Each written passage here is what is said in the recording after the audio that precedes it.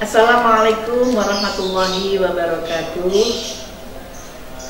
Bismillah, alhamdulillah, wassalatu wassalamu ala rasulillah Sayyidina Muhammad wa mawala. Asyhadu an la ilaha illallah wahdahu la syarikalah wa asyhadu anna Muhammadan abduhu wa rasuluhu la nabiyya ba'dah. Allahumma salli wa sallim wa barik ala Sayyidina Muhammad wa ala alihi wa ashabihi ajma'in. Rabbi shrah li sadri wa yassir li amri wahlul 'uqdatam min lisani yafqahu qawli, amma ba'du. Pemirsa Kejayana TV yang dirahmati Allah, pada kesempatan ini marilah kita berusaha untuk memahami perintah-perintah Allah, khususnya memahami ayat-ayat Al-Quran yang berkaitan dengan perintah untuk berzikir, ya. Pemirsa yang dirahmati oleh Allah, kita sudah sering sekali mendengar istilah atau lafal zikir, atau orang menyebutkan zikir, ya. Perlu kita tetap untuk mengkaji terus dan mengingatkan diri kita tentang berzikir ini, ya. Kenapa? Dalam Al-Quran surat Al-Ankabut, ya, Allah menjelaskan di situ, Bismillahirrahmanirrahim, wala dzikrullahi akbar. Karena zikir itu sangat besar sekali, ya. Sungguh zikir itu sesuatu yang sangat besar. Surat Al-Ankabut, ya, ayat 45. Nah, kalau Allah sendiri sudah menyampaikan bahwa zikir itu sangat besar, bahwa ini adalah sesuatu yang sangat perlu untuk kita pahami bersama. Zikir itu apa dan mengapa kita harus berzikir? Bagaimana kita berzikir? Di dalam surah Al-Ahzab, Allah berfirman juga, A'udzubillahi minasyaitonirrajim. A'udzubillahi minasyaitonirrajim. Bismillahirrahmanirrahim.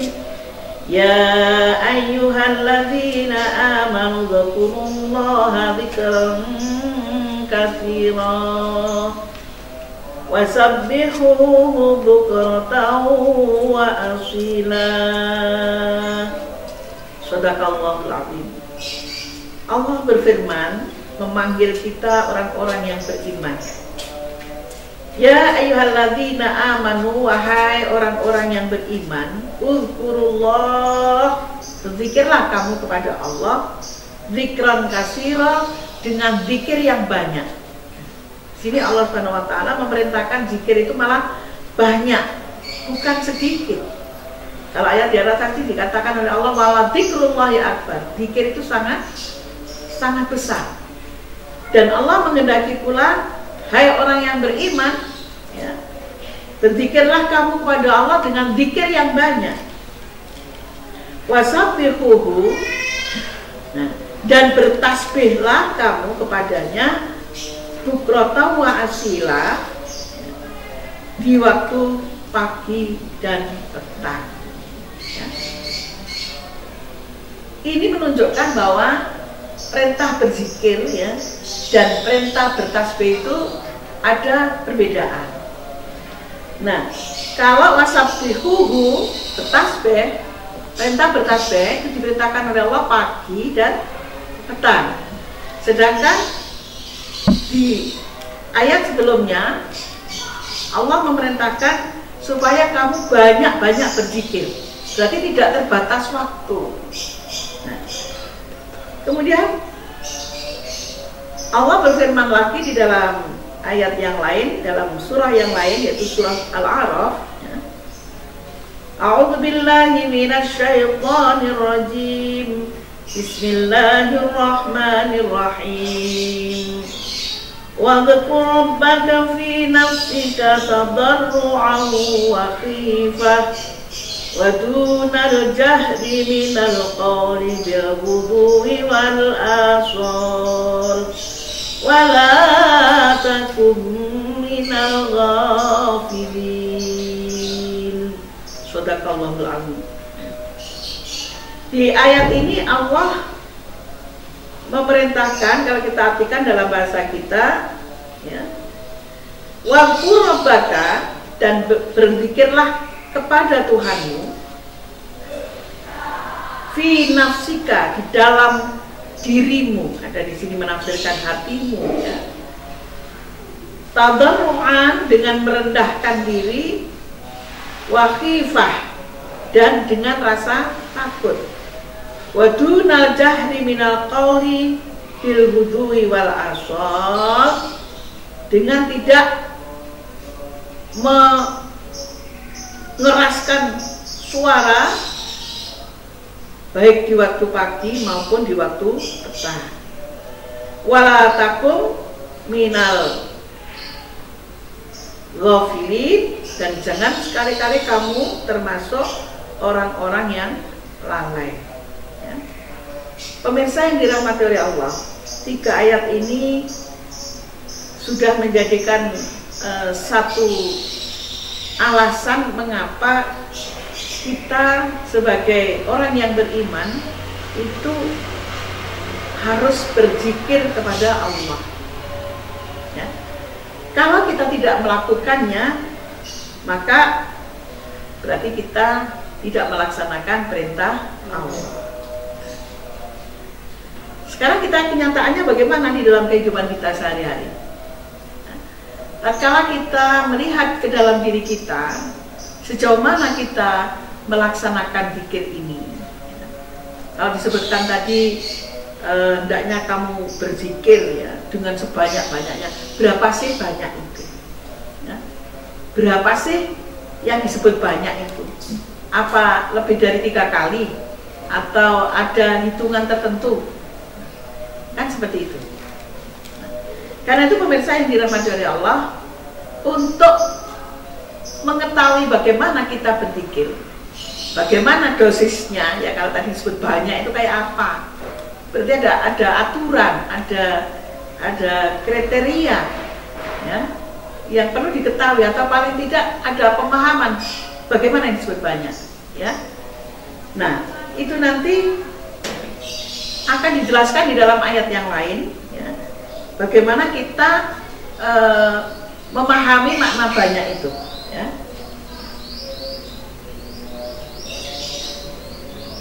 Di dalam Al-Quran, ya, kita juga diingatkan oleh Allah dengan firman-Nya yang lain. A'udzubillahi minasyaitonirrajim. Bismillahirrahmanirrahim. Ya ayyuhalladzina amanu la tulhikum amwalukum wa auladukum an dzikrillah. Wa may yaf'al dzalika fa ulaika humul khasirun.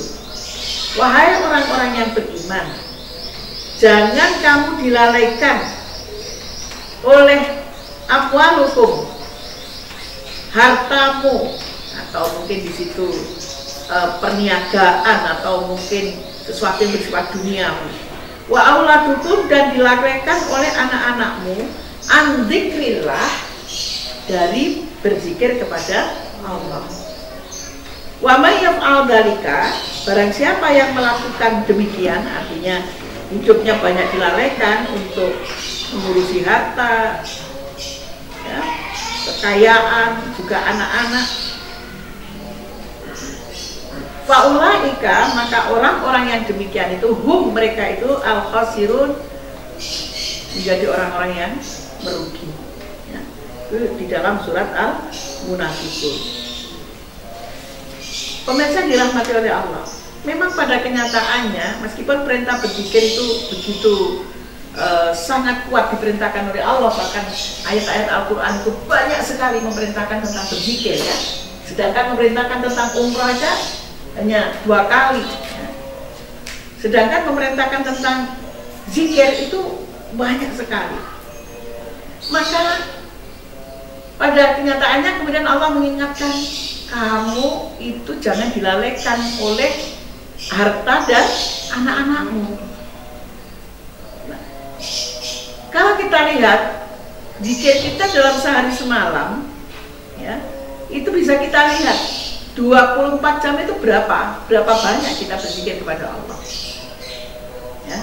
Dan bagaimana kalau kita prosentase antara kita mengingat Allah dengan mengingat anak kita, mengingat harta kita, ya, mengingat urusan-urusan kita. Ya. Kalau misalnya kita lihat aja, misalnya zikir formal ya, itu dalam sholat. Misalnya dalam sholat, kita di dalam sholat itu menghadap kepada Allah, menyebut Allah, berhadapan ya, dan tidak hanya sekedar mengingat itu, berhadapan dengan Allah. Itu pun kita masih seringkali tidak mengingat Allah. Pikiran kita masih suka kemana-mana. Taruhlah sekarang kita sholat full ya, 10 menit misalnya, padahal susah sekali ya orang sholat 10 menit ya. Taruhlah itu sudah dengan sunahnya dengan 10 menit. Ya. Kalau kita mengalihkan dengan 5 kali berapa? 50 menit. Sedangkan waktu kita 24 jam. 50 menit itu tidak ada waktu 1 jam. Maka berapa banyak kita berzikir kepada Allah dan berapa banyak waktu kita yang lalai terhadap Allah. Padahal Allah sudah berfirman di sini, la tulhikum amwalukum wa auladukum an dzikrillah. Nah, pemirsa dirahmati oleh Allah, bukankah Allah sudah mengatakan bahwa zikir itu sangat besar? Ya? Zikir wala dzikrullahi akbar. Bukankah Allah juga sudah mengingatkan kita tadi bahwa berzikirlah kamu dengan zikir yang banyak dan bertasbihlah pada waktu pagi dan petang. Kemudian Allah juga mengingatkan, sebut nama Allah dalam dirimu, dalam hatimu, di nafsika, dengan perasaan merendah kepada Allah. Nah, di sini kita perlu mengevaluasi diri. Karena apa? Karena semua yang diperintahkan oleh Allah nanti akan ditanya, sudahkah kita lakukan? Kalau sudah, berapa banyak? Sudahkah kita berzikir seperti yang diperintahkan oleh Allah? Nah, bahkan di dalam ayat lain Allah juga berfirman ya, bahwa orang berzikir itu baik dalam keadaan berdirinya, ya, duduknya, berbaringnya, maka itu artinya kan sepanjang waktu. Berdiri ya zikir, duduk ya zikir, berbaring ya zikir. Itu artinya bahwa kita mengingat Allah di dalam keadaan apapun, di setiap saat manapun. Nah, kalau yang tidak kita lakukan, maka sungguh kita menjadi orang yang rugi kata Allah. Faulaika humul khasirun. Ini nggak usah dihitung di akhirat nanti. Di dunia ini aja kita sudah bisa melihat waktu kita itu berapa yang kita pakai untuk zikir. Nanti kalau dihisab bagaimana? Padahal nanti ada hisab. Dalam hadis Rasul disebutkan bahwa nanti itu amal manusia itu kan akan ditimbang ya, diminta pertanggungjawabannya. Kamu saya beri umur, untuk apa kamu pergunakan? Setiap detak nafas, detak jantung kita, setiap tarikan nafas kita itu harus punya makna untuk Allah Subhanahu wa taala, untuk beribadah kepada. Nah, apakah kita terus hanya berzikir saja? Apakah kita tidak bekerja? Nah, ini harus dijelaskan. Ingat kepada Allah itu tidak pernah boleh lupa. Dalam bekerja kita mengingat Allah. Dalam tidur kita mengingat Allah. Dalam makan kita mengingat Allah. Dalam istirahat kita mengingat Allah. Itu namanya berzikir kepada Allah. Kenapa? Karena memang kita hidup tidak pernah bisa terlepas dari Allah. Coba, tatkala kita makan, makanan yang kita makan itu dari mana? Dari Allah. Bisakah kita memakan rezeki ini kalau Allah tidak kasih kita? Bagaimana kita makan sementara kita tidak mengingat siapa yang ngasih itu? Atau lagi misalnya, pada saat kita berjalan itu kekuatan energi kita siapa yang kasih? Kaki yang kita pakai berjalan itu siapa yang menciptakan, siapa yang memberi? Bagaimana kita tidak ingat Allah? kita tidur. Ya, bagaimana, siapa yang menidurkan kita? Kok tiba-tiba hilang aja? Itu siapa yang menidurkan? Begitu pula tatkala bangun, siapa yang membangunkan? Gak bisa. Kita ini dalam sepanjang hidup kita, setiap desak nafas kita, setiap gerak kita, semua yang kita pergunakan, fasilitas yang kita pakai, seluruh tubuh kita, semuanya tidak pernah lepas dari Allah. Maka jangan pernah sekali-kali, sebenarnya perintah Allah itu, kamu lupa bahwa aku yang kasih itu maksudnya Allah. Ya, makanya kalaupun tidak sepanjang waktu itu kamu bisa ingat, paling tidak kamu harus banyak itu. Kalau 24 jam, misalnya sepertiga, ya, dan 2/3, banyak yang mana? Banyak yang 2/3. Lah, apakah kita yang 2/3 zikir yang sepertiga dunia, ataukah yang dunia ini seperti apa, yang zikirnya sepertiga, dunia 2/3? Itu aja masih kalah banyak. Maka di sini kalau kita menyikapi secara logika saja bahwa kita ini sudah berbuat tidak adil sama sekali, ya. Kita ini termasuk orang yang tidak tahu diri, tidak pernah mengingat Allah dengan kapasitas yang sesungguhnya. Semuanya dari Allah.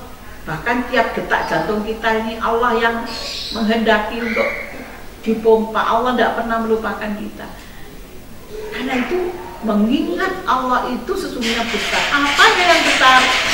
Karena di situ merupakan pengakuan yang luar biasa kepada Allah Subhanahu wa Ta'ala atas segala karunia-Nya, segala kekuasaannya, segala kewenangannya, semuanya Allah.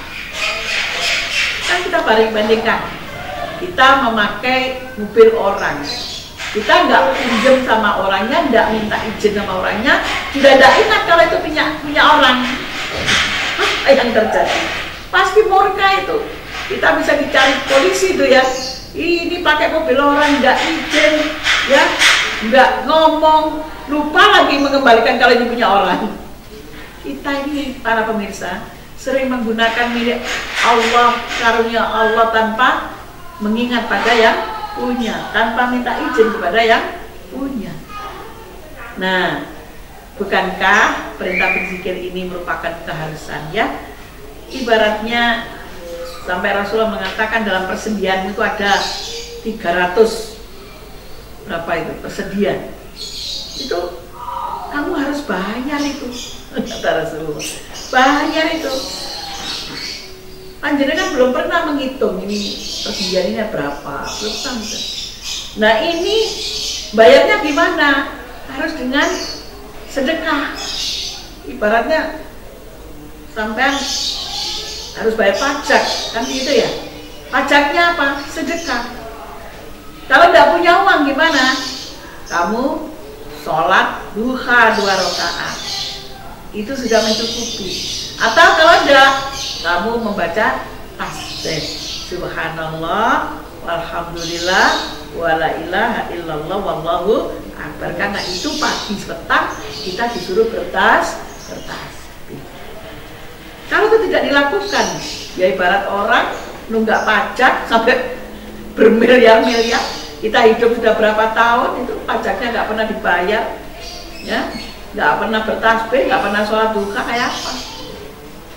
Nah, pemirsa yang dirahmati oleh Allah, karena itu mari kita semuanya ya mengingat firman Allah ini tentang betapa pentingnya kita berzikir kepada Allah Subhanahu wa Ta'ala, yaitu dalam rangka mengingat bahwa semua kita berasal dari Allah, kita hidup untuk Allah, dan kita kembali pun kepada Allah. Ini balance kalau ini sudah dilakukan.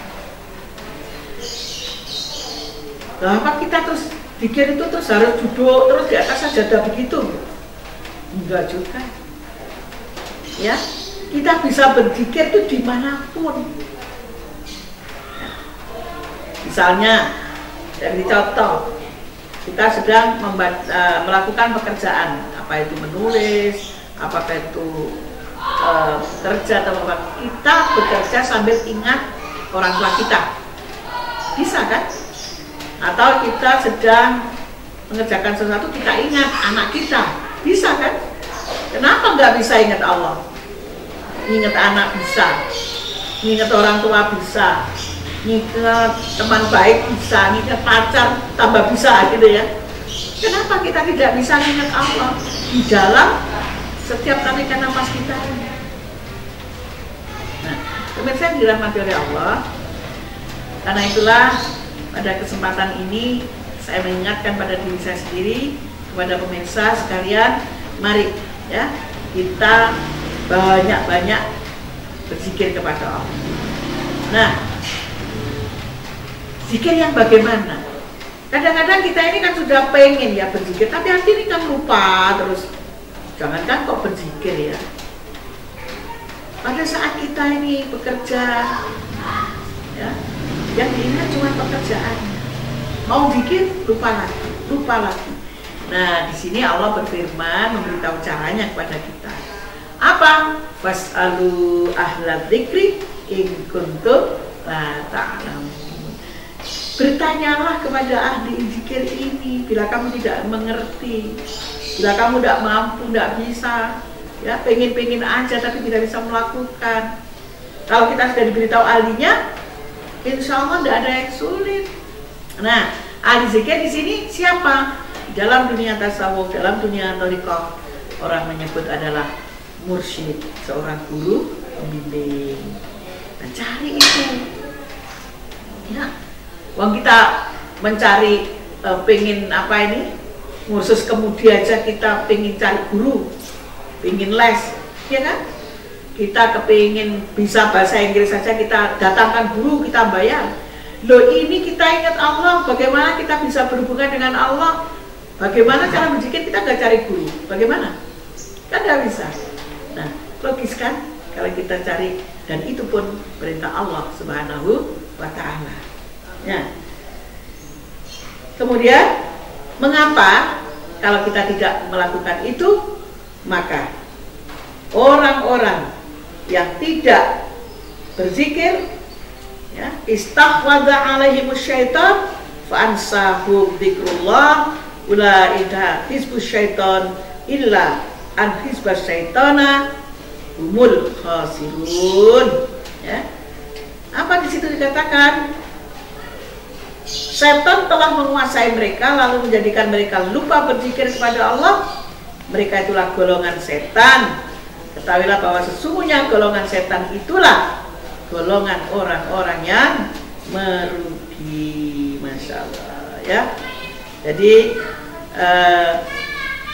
orang yang tidak berzikir kepada Allah hatinya akan dilalaikan oleh setan. Yang akan membimbing dia adalah setan, ya. Kalau sudah setan yang membimbing dia, kira-kira diarahkan ke yang benar apa enggak? Pasti diarahkan ke jalan yang sesat. Dan ini merupakan sumpah setan bahwa aku bersumpah aku akan gelincirkan anak cucu Adam. Nah, pemirsa, mumpung kita masih diberi kesempatan, mumpung kita masih ada waktu, mari ya cari guru itu. Kalau para pemirsa berkenan, monggo ya kita insya Allah dari Pondok Pesantren Suryalaya memberikan layanan kepada umat yang ingin mendapatkan bimbingan bagaimana cara berzikir. Monggo silakan datang di Pesantren Mar'atus Sholihah ya di Masjid Al-Qurba ini. Insya Allah ya di sini panjenengan akan diberikan ilmu atau diberikan pemahaman bagaimana cara berzikir, dan yang terpenting lagi panjenengan akan diajarkan tentang zikir itu yang bersanad kepada Rasulullah Shallallahu Alaihi Wasallam. Jadi disebut talqinul zikir ya, yang langsung di sini kita akan bermursyid kepada seorang ulama besar yang sudah sangat dikenal baik di Indonesia maupun di seantero dunia. Beliau adalah Syekh Ahmad Shahibul Wafa Rajul Arifin radhiyallahu anhu. Al-Fatihah.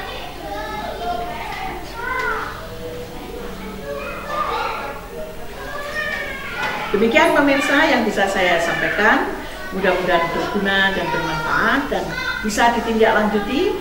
Kami insya Allah dengan senang hati akan menunggu kehadiran pemirsa dan membantu apa yang menjadi kebutuhan dari pemirsa sekalian dalam suatu ini insyaallah. Wallahul muwaffiq ila aqwamit thoriq. Astagfirullah li wa lakum. Assalamualaikum warahmatullahi wabarakatuh.